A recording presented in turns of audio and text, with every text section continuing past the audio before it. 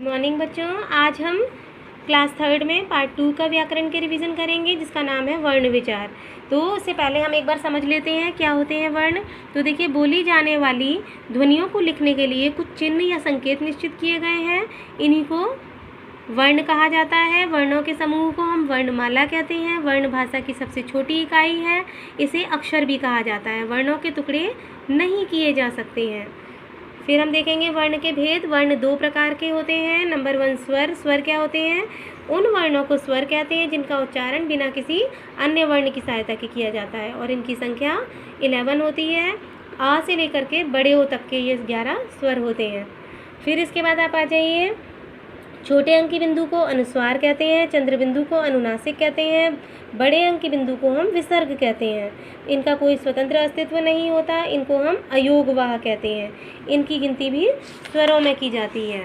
फिर हम देखेंगे व्यंजन क्या है। तो जिन वर्णों को बोलने में स्वर की सहायता लेनी पड़ती है उसको हम व्यंजन कहते हैं, और बिना किसी स्वर की सहायता के हम किसी व्यंजन का उच्चारण नहीं कर सकते। और जब हम उसमें से स्वर को हटा देते हैं तो व्यंजन के नीचे हलंत का चिन्ह लग जाता है। जैसे क में से अगर आ हटाएंगे, क ख ग सब में आ जुड़ा है, अगर हटाते हैं तो हम उसके नीचे हलंत आ जाता है।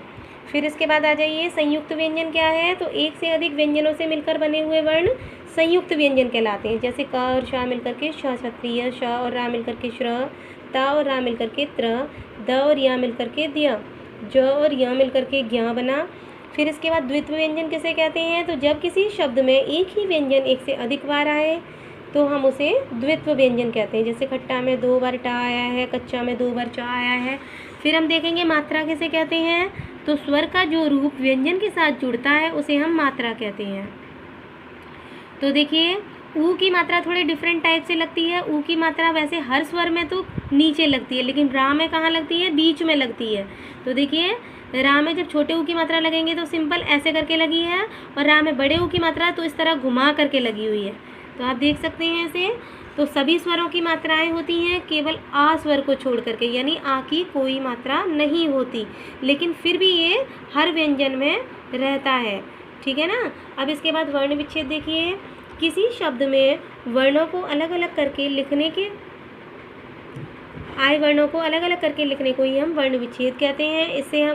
इसके ज्ञान से हम वर्तनी की गलतियों से बच सकते हैं। तो देखिए जरा, आम। तो आम में आप देख सकते हैं आ बड़ा आ, क्योंकि स्वर है, ऐसे कैसे आएगा? माँ में से आ अलग किया तो माँ के नीचे हलंत आ गया। अचल में देखिए आ ऐसे कैसे आएगा? स्वर है, च में से आ अलग किया तो चा के नीचे हलंत, ला में से आ अलग किया तो ला के नीचे हलंत।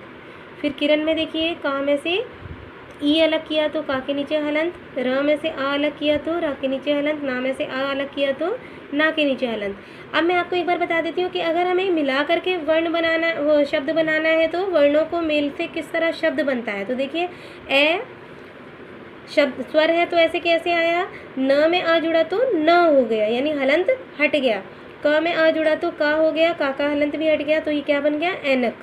इसी तरह से ईदगाह देखिए, बड़ी ई स्वर है, ऐसे कैसे आएगी? द का आ जुड़ गया तो द आ गया, ग का बड़ा आ जुड़ा तो यहाँ मात्रा लग गई गा पर, तो गा हो गया, और ह का आ जुड़ गया तो ह, यानी ईदगाह। ऊन में देख सकते हैं आप, बड़ा ऊ, फिर ना के साथ में आ जोड़ दिया तो न जुड़ गया, तो बन गया आपका ऊन। इस तरह से ये। और देखिए प्रण में देखिए प और रा मिलकर के बना प्र में ओ की मात्रा लगी तो प्र हो गया, ड़ में आ जोड़ दिया तो ड़ हो गया, तो बना आपका शब्द प्रण। आई होप सबको समझ में आ गए होंगे।